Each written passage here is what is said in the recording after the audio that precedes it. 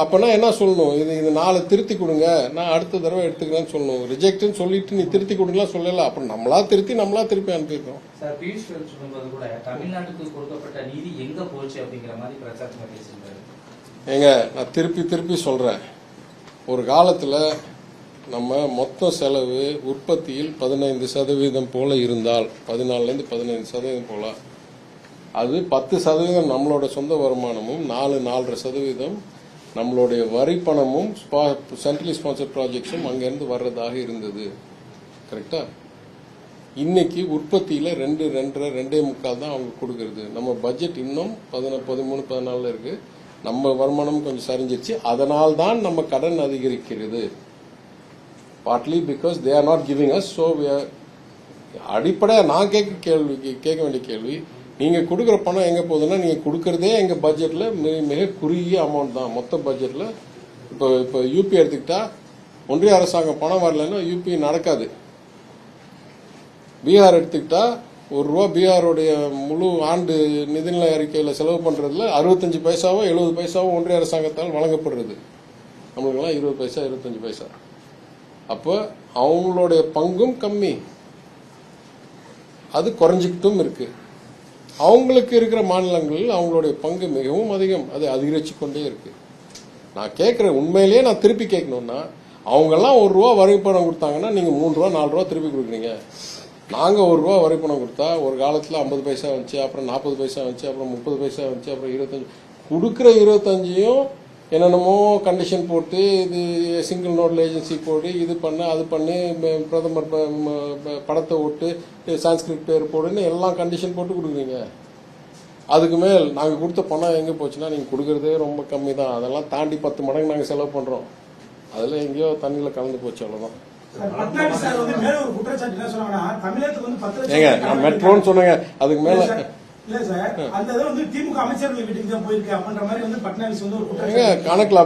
கணக்குல எழுதிட்டு போனா அவங்க இன்கம் டாக்ஸ் வச்சு ரேட் பண்ண சொல்லுங்க. என்னங்க விளையாடுறீங்க? கவர்மெண்ட் அக்கௌண்ட்ல போய் பணத்தை செக் போட்டு வீட்டு பணத்தை எடுத்து போடுமா? நாங்களாம் வேட்பாளர் இல்லையா? காமிக்கிறோமா இல்லையா? நான் தான் சொல்றேன், 10 லட்சம் நீங்க பார்க்க கூடாது. உற்பத்தியில் எத்தனை சதவீதம்? கிட்டத்தட்ட நம்மளுடைய உற்பத்தி 2 மடங்கு ஆயிருக்கு. இப்ப 2021 இருந்து இப்போ கிட்டத்தட்ட 40 லட்சம் கோடி நம்மளுடைய உற்பத்தி. ஜிஎஸ்டிபி எவ்வளவு வேகமா வளர்ந்துருக்கு. Only state that grew double digit last year. ஏன்னா உற்பத்தியை வளர்ச்சி பார்க்கும்போது ரியல்னு சொல்லுவோம். ரியல்னா என்ன அர்த்தம்? பண வீக்கத்தோடைய எஃபெக்டை எடுத்துட்டு. ஆனா பட்ஜெட்டுக்கு பார்க்கும்போது, ரூபாய் செலவை ஒப்பிட்டு பார்க்கும்போது ஜிஎஸ்டியை நோஷனல் தான் பார்ப்போம், நாமினல். அதாவது பண வீக்கத்தை உட்பட்டு. ஏன்னா செலவு பண்றதும் இன்னைய ரூபாயில், வருமானம் வர்றதும் இன்னையில ரூபாயில், எல்லாமே இன்ஃபிளேஷன் இன்க்ளூடட். அதனால இன்க்ளூடட் இன்ஃபிளேஷன் ஜிஎஸ்டிபி வெறும் 19-20 இருந்தது, கிட்டத்தட்ட 40 ஆயிடுச்சு. அப்ப கடன் அதிகரிச்சுன்னா, கடன் உற்பத்தியில் சதவிகிதமாக மிகவும் சிறப்பிக்கவில்லை, நான் ஏற்றுக்கொள்கிறேன். ஆனா மோசமாகவில்லை. மிகவும் மோசமானது 2014 2021 வரைக்கும். தமிழ்நாடு வரலாறு எடுத்துக்கிட்டீங்கன்னா, 2003 பொறுப்புள்ள நிதி மேலாண்மை சட்டம் முன்னாள் முதலமைச்சர் அம்மையார் ஜெயலலிதாவால் உருவாக்கப்பட்டு நிறைவேற்றப்பட்ட பிறகு 2014 வரைக்கும் தமிழ்நாடு நிதிநிலை சிறப்பாக இருந்தது. 12 ஆண்டு.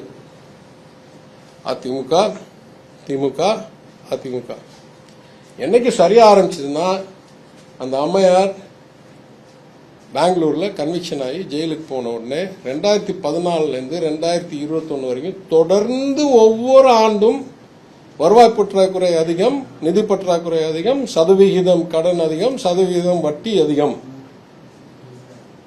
21 நம்ம ஆட்சிக்கு வந்த பிறகு 2 ஆண்டு சிறப்பித்தோம் மிகவும். கடைசி 23 வருஷத்துல 2 ஆண்டு மட்டும்தான் அந்த ட்ரெண்ட் மாறி இருக்கு. வருவாய் கணக்கிலையும் மொத்த நிதி கணக்கிலையும் குறைத்தோம் கடன் வாங்கினதை. அது இப்ப திருப்பி பழைய வழிக்கு போயிடுச்சுன்னா, ரூபாய் கணக்கில் சரியுது, சதவிகிதம் கணக்கில் அதே இடத்தில் இருக்கிறது. நிதி அடிப்படையில் எல்லாமே நல்லா ஆட்சி செய்தாங்க 2003 இருந்து 2014 வரைக்கும். சும்மா அரசியல் பேசாதீங்க, நான் வெறும் கணக்கு பேசுறேன். சார், இன் கேஸ் இந்த ஃபண்ட்ஸ் வரலன்னா state government on its own Coimbatore Madurai மெட்ரோவை இம்ப்ளிமெண்ட் பண்ணி அதெல்லாம் என் லெவலில் எடுக்க முடியுமா? இல்ல என் லெவலில் எப்படி எடுப்பாங்க? அது முதலமைச்சர் முடிவு எடுப்பார். சார், நீங்க சொன்னதா ஒரு செய்தி ஒண்ணு வருது சார். என் தொகுதிக்கு நான் அமைச்சரா வந்து கூட நான் நினைச்சதை செய்யலைன்னு எங்க வழக்கு போட போறேன், நீங்களும் திருப்பி சொன்னீங்கன்னா உங்க மேல வழக்கும் போடுவேன். நான் மெனக்கட்டு சொல்லியிருக்கேன், நான் நினைத்ததெல்லாம் செய்ய முடியவில்லை. குடிதண்ணியை சீர்திருத்திட்டேன், எத்தனையோ பிரிட்ஜை கொண்டாந்துட்டேன், குடமுழுக்க அறிவிச்சிட்டேன், எவ்வளவு கஷ்டப்பட்டு வீரவசுந்தரா மண்டபத்துக்கு கல்லை கண்டுபிடிச்சு கொண்டாந்து 100 நல்லதை செஞ்சுட்டு அரசாங்கத்தோடைய வேகம் கார்ப்பரேட்ல இருந்தவன் என் ஆசைக்கு அளவுக்கு இல்லை. அரசாங்கத்தோட செயல்பாடு மிகவும் தாமதமாக இருக்காதனால் என்னால் கொடுத்த வாக்குறுதியான சாக்கடையை சீர்திருத்துறேன் என்றதை என்னால் செஞ்சு முடிக்கவில்லை. வெறும் திட்ட அறிக்கை தான் உருவாக்கியிருக்கேன்னு சொன்னதை போய் 19 நான் எதுவும் சொல்ல. நான் இப்போ 10 வருஷமா நான் அறிக்கை கொடுத்துருக்கேன், நான் வெள்ளத்தாளை கொடுத்துருக்கேன், வீடு வீடுக்கு 10 வருஷம் செயல்பாடு அறிக்கை கொடுத்துருக்கேன்ல. எனக்கு நாக்கு இருக்குன்னா எல்லாருக்கும் இருக்குண்ணா என்ன ஏதோ ஒன்று குப்பை போடுவான், அதெல்லாம் நீங்க எடுத்துக்குவீங்களா?